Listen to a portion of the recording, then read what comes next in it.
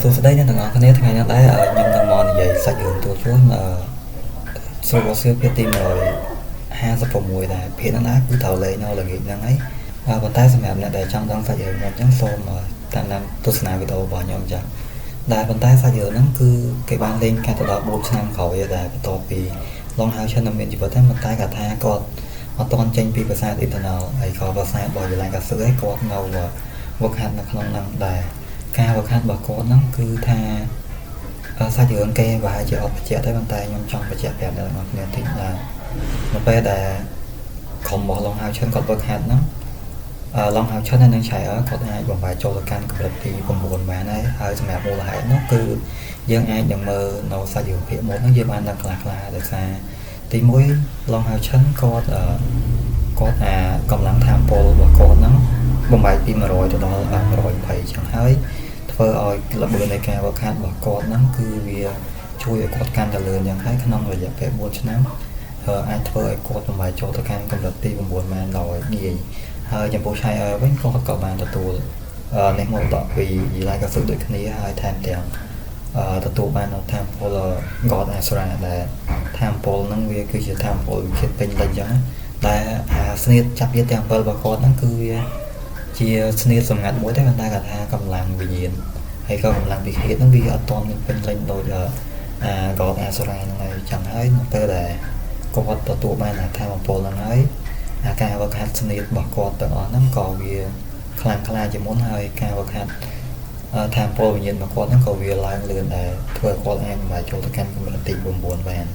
ហើយសម្រាប់សមាជិកគាត់ផ្សេងៗទៀតក៏បានឡើងទៅដល់កម្រិតទី8របស់គ្នាដែរដែលសាច់រឿងក៏លេងទៅដល់4ឆ្នាំក្រោយដែរ4ឆ្នាំក្រោយហ្នឹងប្រព័ន្ធទាំងនោះហ្នឹងក៏បានប្រជុំគ្នាតែការប្រកួតប៉ុន្តែការប្រជុំរបស់គាត់ហ្នឹងមានហេតុផលពីរទី1តកតងជាមួយនឹងក្រុមរបស់ឡុងហៅឈិនហើយទី2តកតងជាមួយនឹងការប្រកួតដែលរៀបនឹងធ្វើឡើងទៅថ្ងៃខាងមុខហ្នឹងហើយតកតងជាមួយឡុងហៅឈិនដែរគាត់ទាំងអស់គ្នាក៏បានឆ្ងល់ថាហេតុអ្វីបានជាអត់មានដំណឹងពីឡុងហៅឈិនដោយសារអានេះបើនិយាយថងទៅរយៈពេល4ឆ្នាំហើយគឺបាត់ដំណឹងឡុងហៅឈិនសូន្យ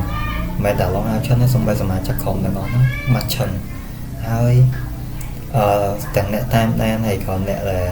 ទៅស្វែងរកហ្នឹងគឺបាត់ដំណឹងទាំងអស់ហើយសម្រាប់នេះអ្នកតាមដានហើយក៏អ្នកទៅជួយហ្នឹងគឺមានតែយ៉ាងមួយចៅហើយនឹងកូនក្រុមគាត់ម្នាក់ទៀតប៉ែមួយដែលប្រកួតជាមួយយ៉ាងមួយចៅខាងនៅក្នុងកម្រិតទី5ហ្នឹងគ្នាគាត់ពីរនាក់ក៏នេះដែរក៏បាត់ដំណឹងពេលយ៉ាងហើយធ្វើឲ្យសម្ព័ន្ធទាំងអស់ហ្នឹងគាត់មានការព្រួយបារម្ភព្រោះអីដំណឹងគាត់មានការស្លាប់គាត់ទាំងអ្នកទៅទាំងអ្នកទៅដើរហ្នឹងគឺបាត់ដំណឹងទាំងអស់ហើយសម្រាប់ទី2តកតងជាមួយនឹងការប្រកួតដែលការប្រកួតនេះគឺទីសោធ្វើឡើងត្រង់ទ្រាយគណៈធំដែលអ្នកដែលអាចចូលរួមប្រកួតហ្នឹងគឺត្រូវមានកម្រិតទី7ឡើងដល់ទី9អញ្ចឹងមានន័យថាកម្រិតដែលត្រូវចូលរួមក្នុងការប្រកួតនេះបានមានទី7ទី8ទី9អញ្ចឹងហើយប៉ុន្តែគាត់ថាម្ចាស់សម្ព័ន្ធទាំង7ហ្នឹងគាត់ដែលគាត់ថាមានសមាជិកក្រុមដែលមានកម្រិតទី9ដែលចូលមកប្រកួតហ្នឹងព្រោះអីសូម្បីតែគាត់ផ្ទាល់ក៏កម្រិតទី9ហ្នឹងពិបាកបង្ហាត់យើងអាចឃើញជាក់ស្ដែងព្រោះអីគាត់មានវ័យចំណាស់ហើយគាត់មានកម្រិតទី9ហើយអញ្ចឹងហើយគាត់ដែលរំពឹងថា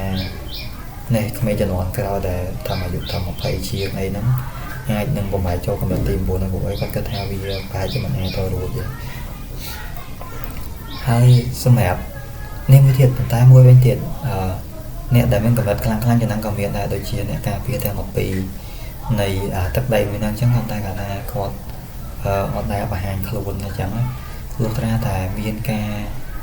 ធ្វើសង្គ្រាមទ្រង់ទ្រាយខ្នាតធំជាមួយនឹងពពួកបិសាចពេលអញ្ចឹងហើយដែលអាចធ្វើឲ្យមនុស្សជាតិមានការផ្លិតផ្លាញបានអញ្ចឹងបានគាត់ចេញមកមិនអញ្ចឹងទេគាត់ចេញមកត្រង់ថាការប្រកួតទូទៅធម្មតាគាត់ចេញមកព្រោះអីវាអាចនឹងតាក់ទាញឲ្យពពួកបិសាចដែលនៅលេខរៀងសសរតិចហ្នឹងមកដែរពេលអញ្ចឹងហើយធ្វើឲ្យការប្រកួតបនមួយហ្នឹងចឹងហើយធ្វើឲ្យការប្រកួតមួយហ្នឹងកាន់តែតានតឹងមានន័យថាកាន់តែមានសម្ពាធខ្លាំងទៅដល់មនុស្សព្រោះអីនៅពេលដែលមនុស្សកាន់តែខ្លាំងមកប្រកួតធ្វើឲ្យការផ្លាញហើយក៏សម្ពាធតាមពលហ្នឹងគឺវាកាន់តែខ្លាំងដូចគ្នា បើហើយយ៉ាងហើយបើសិនជាអត់ចាំបាច់ទេគឺគាត់ចេញមកតែគាត់ទុកឲ្យអ្នកម្ចាស់សម្ព័ន្ធហ្នឹងហើយក៏អ្នកបំបញ្ញវិសាដតីទៀតហ្នឹងធ្វើសង្គ្រាមដល់ខ្លួនឯងគាត់អត់ល្វីល្បល់ទេគាត់អត់បញ្ចេញមុខមកហើយប៉ុន្តែគេថានៅពេលដែលគាត់ពុំប្រជុំគ្នាហ្នឹងស្រាប់តែមាននារីម្នាក់ដើរមកចូលទៅក្នុងការប្រជុំហ្នឹងដែលពួកគាត់ក៏ឆ្ងល់ដែរថាពីណាគេដែលអាញាតឲ្យនាងចូលមកអញ្ចឹងណាហើយម្នាក់ហ្នឹងដែរគឺអត់មានណាគេទេអ្នកទាំងអស់គ្នាគឺវងគិនយានសមាជិកក្រុមរបស់លោកហៅឈិនហ្នឹងគាត់ដើរមកដល់អញ្ចឹងគាត់គាត់ថាក្រុមរបស់គាត់លេខរៀនទី64ហ្នឹងគាត់ចង់ដាក់ពាក្យដើម្បីចូលរួមប្រកួតហ្នឹងដែរប៉ុន្តែគាត់ថាក្រុមថ្មីរបស់គាត់កម្រិតអ្នកប្រយុទ្ធហ្នឹងខ្ញុំអត់ដឹងទេខ្ញុំអត់ដឹងឈ្មោះអីខ្ញុំភ្លេចបានតែពេលចឹងហើយអធិស្ឋានផងហើយនៅពេលដែលគាត់ដើរមកដល់អញ្ចឹងគាត់នេះគាត់សុំដាក់ពាក្យដើម្បីចូលរួមប្រកួតចឹងប៉ុន្តែគាត់ថានេះធ្វើឲ្យម្ចាស់សម្ព័ន្ធទាំងអស់គាត់មានភ្នាក់ការភ្នាក់ផ្អើលមែនតើដោយសារតែគាត់អត់បានទទួលដំណឹងពីសមាជិកក្រុមរបស់លោកហៅឈិនតែប៉ុន្តែព្រាមស្រាប់តែយ៉ាងម្ចាស់ដែលជាសមាជិកក្រុមរបស់លោកហៅឈិនហ្នឹងគាត់មកដល់ហើយធ្វើការដាក់ពាក្យដើម្បីចូលរួមប្រកួតព្រោះយ៉ាងហើយគាត់មានការភ្ញាក់ផ្អើលខ្លាំងមែនតើហើយបន្ទាប់ពីរឿងហ្នឹងចប់មកការប្រគំនឹងចប់មកហើយវាជាពេលមួយដែលសមាជិកក្រុមរបស់លោកហៅឈិនទាំងអស់ហ្នឹងគាត់គាត់តប្រសាទរបស់គាត់រៀងខ្លួនអញ្ចឹងដែលប៉ុន្តែគាត់ថាការប្រកួតមុននឹងចាប់ប៉ុន្តែគាត់ថានៅពេលដែលសមាជិកប្រទេសទៀតតអញ្ចឹងធម្មតាប៉ុន្តែសម្រាប់ឆារបស់យើងគឺនៅពេលដែលតសម្ព័ន្ធរបស់គាត់វិញហ្នឹងដែលជាសម្ព័ន្ធកេតកហ្នឹងគាត់ក៏បានជួបជាមួយនឹងប្រជាពីរនាក់ដែលគាត់កំពុងតែនិយាយគ្នាតាក់ទងជាមួយនឹងការជ្រើសរើសប្រធានរងមានន័យថាអ្នកបន្ទាប់ពីប្រធានលើហ្នឹងហើយគឺជាតំណែងមួយហ្នឹងហើយដែលស្ថិតនៅក្នុងសម្ព័ន្ធហ្នឹងតែគាត់ថានៅពេលដែលឆែទៅដល់គាត់ឃើញប្រជាពីរនាក់ហ្នឹងនិយាយលយពេកគាត់ចាប់ដើមសុំប្រកួតជាមួយនឹងប្រជាពីរហ្នឹងដែលភ្លាមដែរប្រជាហ្នឹងគាត់ក៏បាននិយាយថា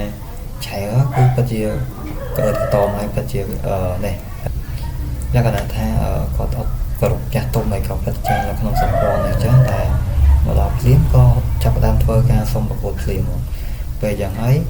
ប្រជាទាំងពីរហ្នឹងក៏គាត់ក៏បាននិយាយថាទៅឲ្យគាត់បដៅឆៃប៉ុន្តែនៅពេលដែលការប្រកួតរវាងប្រជាជាមួយឆៃគាត់ថាឆៃគាត់បើស្នៀតរបស់គាត់មកធ្វើឲ្យប្រជាពីរហ្នឹងមានការភ្ញាក់ផ្អើលព្រោះអីស្នៀតតែវឹកហាត់នៅក្នុងសម្ព័ន្ធវាខ្លាំងទឹកមែនតែគាត់ថាសម្ពាធអីវាកម្លាំងវិឃាតហ្នឹងវាអត់មានខ្លាំង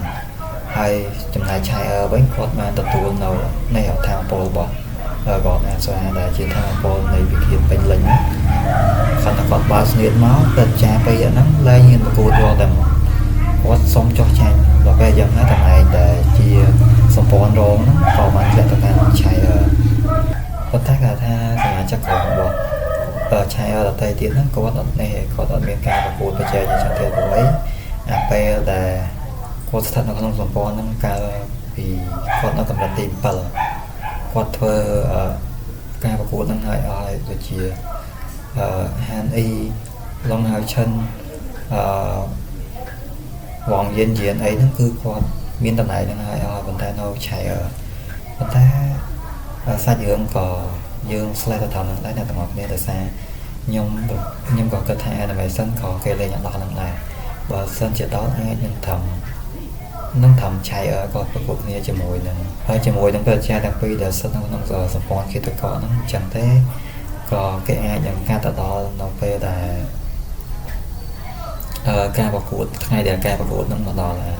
មិនមែនថ្ងៃប្រកួតរបស់ឆៃជាមួយនឹងប្រជាទាំងពីរទេតែវាជាថ្ងៃប្រកួតរបស់សម្ព័ន្ធដែលសម្ព័ន្ធទាំង7បានធ្វើការរៀបចំឡើងអញ្ចឹងហើយឥឡូវក៏មកខាងពេលវេលាយូរខ្ញុំក៏សូមបញ្ចប់វីដេអូដែលធ្វើហ្នឹងឯងហើយបើសិនបើអ្នកទាំងអស់គ្នាចង់ដឹងសាច់រឿងទៅមុខទៀតទៅជាយ៉ាងណាសូមអ្នកទាំងអស់គ្នាជួយចុច Subscribe ដើម្បីទទួលបានវីដេអូថ្មីៗពី Channel របស់ខ្ញុំមុនគេចឹងហើយបាទអរគុណច្រើនអ្នកទាំងអស់គ្នាបាយបាយ